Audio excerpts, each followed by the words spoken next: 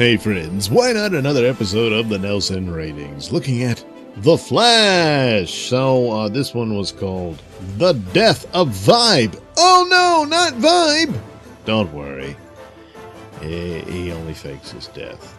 You know, he didn't intend to, but it ends up that way. Moving right along with there are many subplots. So of course the main one, you've got Barry dealing with his daughter from the future, Nora, and she's learning from Barry, and ends up actually saving the day in this episode, in which she saves Vibe from certainly a fate of death at this conflict with the Cicada. And Cicada, we get a little more of a reveal. We'd already seen his face, but he wasn't anyone we knew. But turns out he apparently has a daughter in the hospital who is, I guess, in a coma or some sort.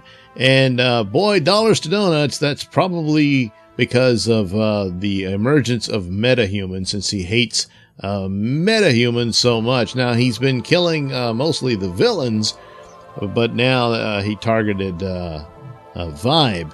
And I guess eventually he's going to get along to killing just about as many villains as he can, perhaps because he blames them for his daughter's condition in some way. Maybe the dark matter deal resulted in her injuries, or their very presence and use of their powers is having some kind of a effect on her and keeping her stuck in that coma. Who knows? And I assume the same event resulted in his own powers and his connection with that jagged piece of metal. So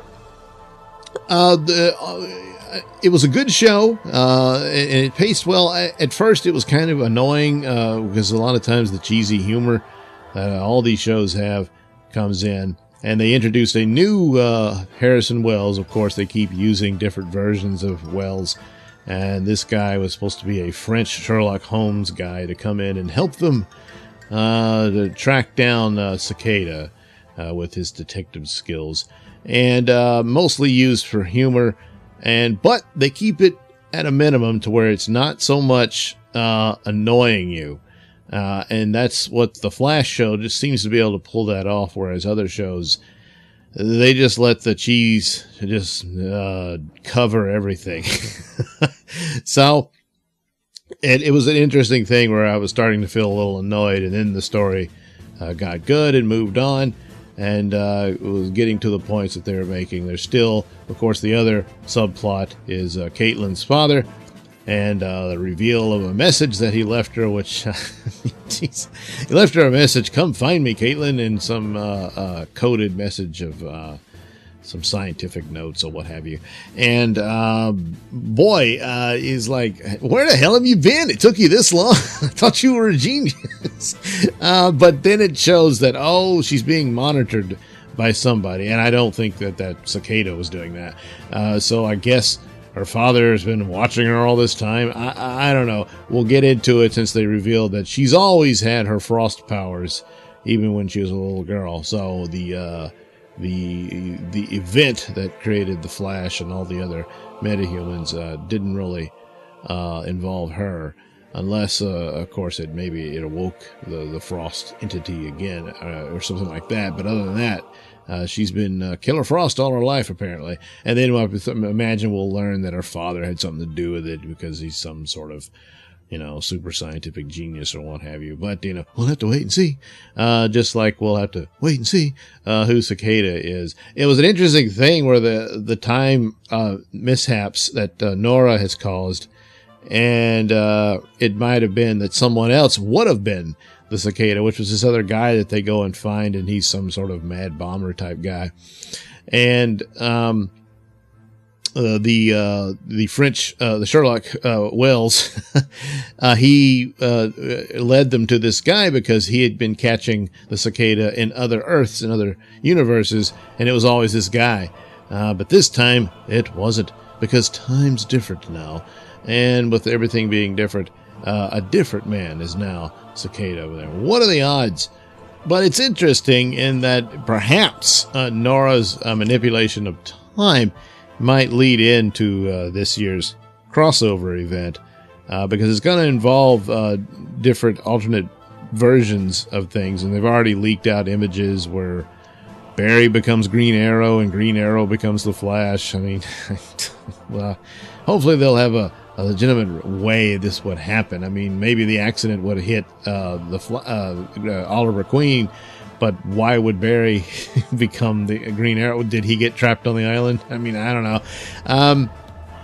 As for Elwyn, the other interesting thing is John Wesley Shipp will show up, but this time he'll be playing the Flash from the 1990s, so that's pretty cool. I really enjoyed that show, and it took a while for this one to grow on me. I really like the Flash, this version as well, but that was a cool little show. And then it came and it went and it was gone and everyone forgot it. It's just kind of sad, but it's good that they've involved him, and certainly it was a no-brainer that he would play Jay Garrick and that sort of thing.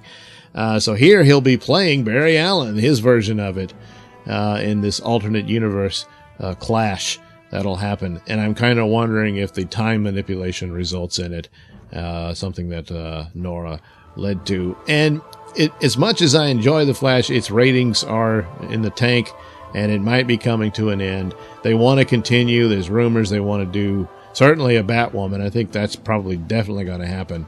But there's also rumors for a Superman show, and so I'm hoping that would happen. I'd like to see that happen, although looking what they did to Supergirl, maybe I should be careful what I wish for. But if the ratings are this bad for the other shows, I don't know, then this might not work out. If there's not a market for it, you gotta pretty much put it to bed. But if they could give a good send-off for The Flash, that would be cool. And if they figured they had room to replace shows with these new ones, then I guess that would make sense. But I would like to see it get a good send-off, and 5 seasons is pretty good. But this is a show that's good, but it's probably not strong enough, this episode I mean, to pull The Flash out of its dumps here, ratings-wise. And again, I think it had a lot to do with repetitive plots, similar plots, and what have you, over time, and it's done its damage. Even though it's a great cast, they do well, and it has a charm to it, but it's not enough to keep it going. So I don't know, I gotta bump it up, but they are certainly trying here. They've got a new villain. Apparently this villain is not a mastermind controlling other villains. He's just killing them off.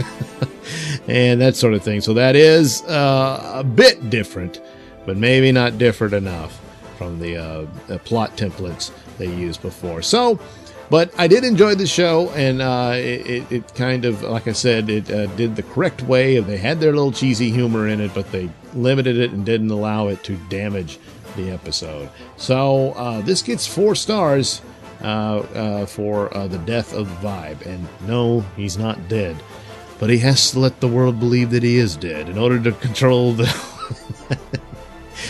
No, he had to fake out the cicada, so in case he would come looking for him again. So we'll see what happens in the next exciting episode of The Flash. So there you go, 4 stars out of 5 for The Flash, Death of the Vibe. All right, now since you're here, you might as well like and subscribe, and check out the link description below for the links to my mini stores that have plenty of goodies for you. Yes, you.